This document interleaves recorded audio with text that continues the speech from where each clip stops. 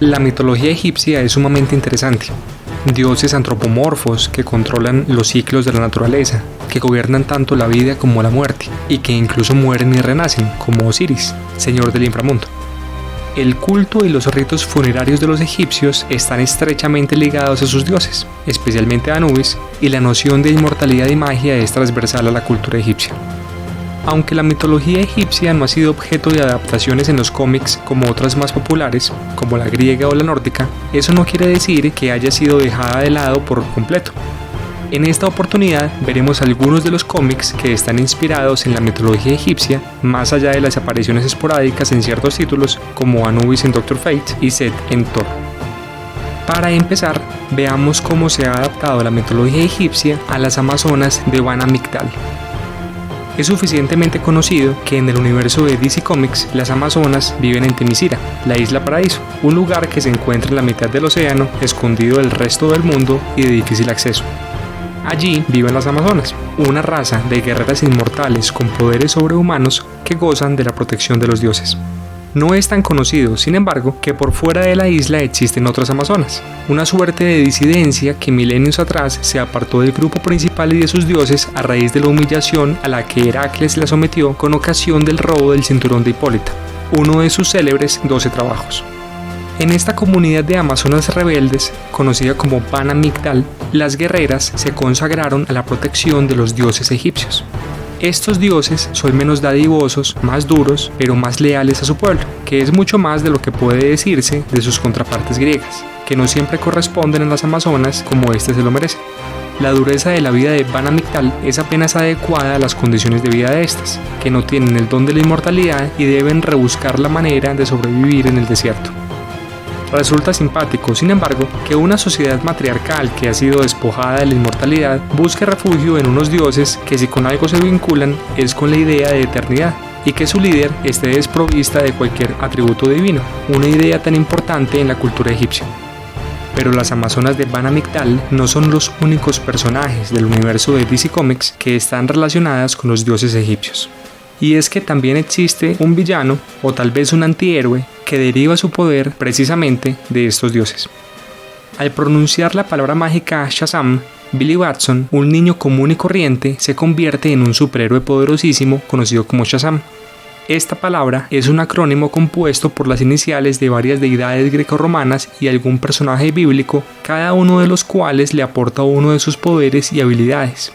Para el caso, la S es por la sabiduría de Salomón, la H por la fuerza de Hércules, la A por la resistencia de Atlas, la Z por el poder de Zeus, la A por la valentía de Aquiles y la M por la velocidad de Mercurio. Pero antes de Billy Batson, el elegido para recibir esos dones fue Tet Adam, un habitante del antiguo Egipto que al pronunciar la palabra mágica Shazam no se convierte en el epónimo personaje, sino en Black Adam, un ser igualmente poderoso. En su caso, la palabra Shazam es un acrónimo de los nombres de los dioses de los que deriva su poder, que no son otros que los del panteón egipcio. Shu, dios del aire, le da resistencia. Horus, el vengador, velocidad. Amón, el oculto, fuerza. Sewiti, otro nombre para el dios Tot, sabiduría. Aten, el disco solar, poder. Y Men, una deidad menor, representada como una serpiente que protegía a Ra durante su recorrido nocturno, le da la valentía. Algo de lo más curioso es que Black Adam deriva su poder del dios Aten o Atom, el disco solar, o mejor, la luz que emana de él que lo inunda todo y da la vida, que por sus particularidades no parece encajar en este escenario. Veamos por qué.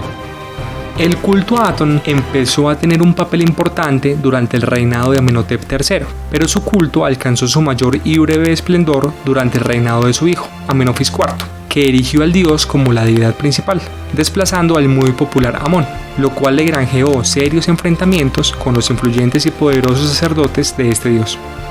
Al punto que el faraón cambió su nombre por el de Akenatón para mostrar el nuevo estatus del dios solar. En esta reestructuración de la cosmogonía egipcia, ya de por sí incómoda para muchos, Atón era el dios supremo, pero los demás dioses seguían existiendo. Sin embargo, rápidamente el faraón fue eliminando a los demás dioses, empezando por Osiris y los dioses de Ultratumba, convirtiendo a Atón en el único dios. Y es que esa es una particularidad de Aton. Como es único, no necesita una compañera o consorte ni tiene enemigos que puedan causarle daño. Por eso es que desaparece toda la mitología del viaje del sol por el inframundo y el cielo. Además, otro aspecto llamativo es que Aton se comunicaba exclusivamente por intermedio del faraón, mediante revelaciones, contrario a la comunicación directa que tradicionalmente había existido entre los dioses y los sacerdotes y el pueblo egipcio. Tras la muerte de Akenatón, el culto a Aton fue rápidamente desmontado y su hijo, Tutankaton, fue renombrado Tutankamón. Al morir este, los faraones Ay y Horemheb se encargaron de hacer desaparecer toda referencia a Aton y Akenatón, condenándolos a la damnatio memoria. Es por esto que resulta al menos curioso que Black Adam invoque a Aton entre otros dioses para recibir su poder, algo que resulta contradictorio con su carácter de dios único, con el carácter privado de la revelación para el faraón, que era el único que podía recibir sus dones, y con el olvido al que fue desterrada esa deidad tras la muerte de Akenatón. Al parecer, lo que el equipo creativo detrás de Black Adam quería decir era que el personaje recibía su poder de Atum, que es un dios muy diferente de Aton, porque en este caso un par de letras sí hacen la diferencia.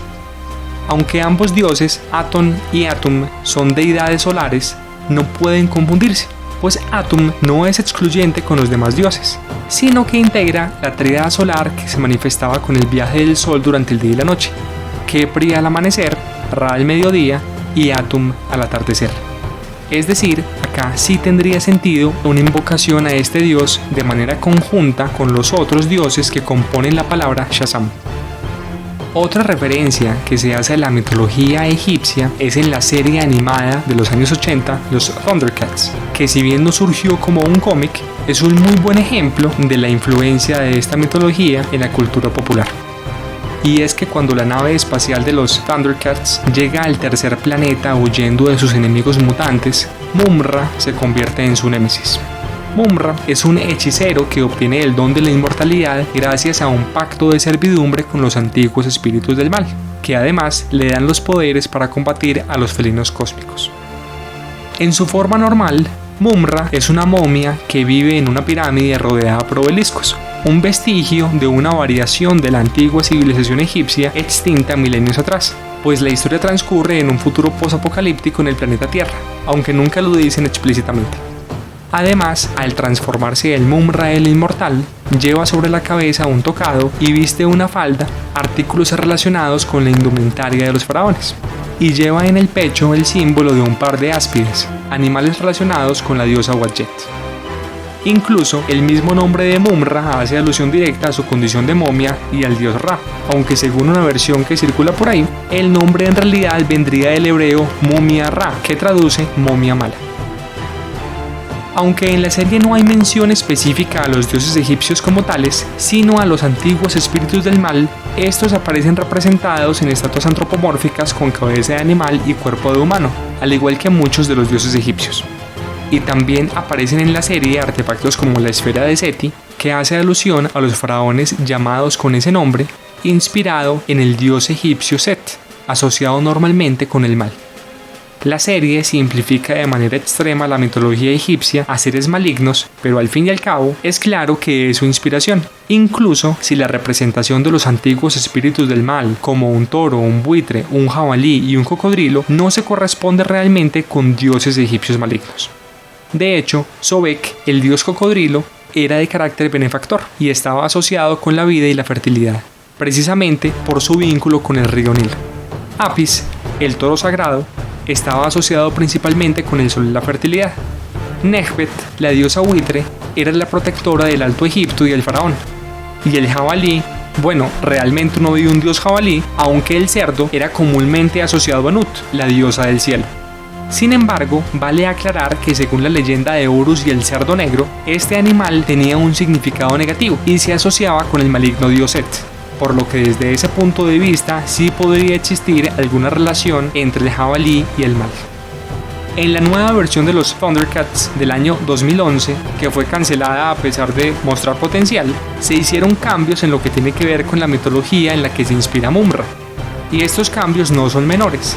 no solo porque Mumra resulta ser parte de los antiguos espíritus del mal y no su servidor, sino porque se da a entender que la raza de los antiguos espíritus del mal es la misma de los grandes antiguos del mito de Cthulhu creado por H.P. Lovecraft, lo que reduce el trasfondo egipcio a un asunto principalmente estético. Las aventuras inspiradas en la mitología egipcia también se pueden encontrar en las historias de El Fantasma, el duende que camina, pues en una de ellas, titulada El Templo Secreto del Edén o El Templo de los Dioses, se muestra cómo el héroe descubre que en las crónicas de uno de sus antepasados siglos atrás hay un extraño pasaje de un templo secreto al que no debe intentar ir, pero de todos modos va a averiguar de qué se trata. En el templo, que resulta ser un templo egipcio, descubre estatuas y momias de extraños seres con cuerpo humano y cabeza de animal, que terminan siendo una suerte de experimentos de los antiguos egipcios para encarnar a sus dioses, que aparentemente se han reproducido con los años y aún habitan en las profundidades del templo. Sin desconocer los conocimientos de los antiguos egipcios, no parece muy probable que estos hubieran desarrollado ingeniería genética para crear seres híbridos que evocaran a sus dioses, algo que además hubiera sido castigado con severidad por ser claramente blasfemo. No obstante, se abona la originalidad de la idea de la historia. Volviendo al universo de DC Comics, también está Batman, el libro de los muertos.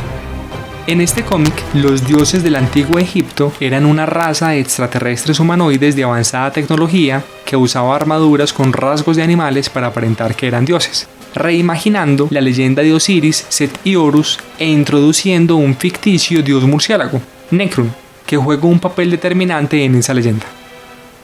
Vale decir que, si bien la historia se toma obvias libertades respecto de la fuente original, de cierta manera mantiene la esencia de algunos de los dioses, como mostrar a Thoth como el encargado de preservar la memoria histórica de los dioses, así como la muerte y mutilación de Osiris por parte de Set, y su posterior resurrección por parte de Isis, incluso si el trasfondo del conflicto entre los dioses cambia ostensiblemente. Por último, tenemos God is Dead, una convulsa y sobrecargada historia de dioses de todas las religiones que deciden que es un buen momento para regresar después de milenios de ausencia y reclamar el mundo que dejaron atrás. Dioses del África Negra, de la antigua Babilonia, de la Grecia clásica, de Asia, de la América precolombina y hasta el propio Jesucristo, entre muchos otros, se baten en batallas épicas y luchas para quedarse con el poder. Y como no podía ser de otra forma, también aparecen los dioses egipcios, representados como unos seres bastante instintivos y básicos, que no guardan mucho parecido con su fuente original. Bastet no representa precisamente la armonía, el amor y la protección, sino que es una furiosa y vengativa asesina. Horus es un conquistador sin sentimientos y Anubis es prácticamente reducido a una bestia sedienta de sangre. Como vemos, la mitología egipcia es una interesante inspiración para desarrollar historias de cómics, incluso si estas terminan apartándose en poca o mayor medida de esa cosmogonía. Eso ha sido todo por ahora. Hasta un próximo episodio de La Gruta del Cronista. Recuerden suscribirse a nuestro canal y visitarnos en lagrutadelcronista.com.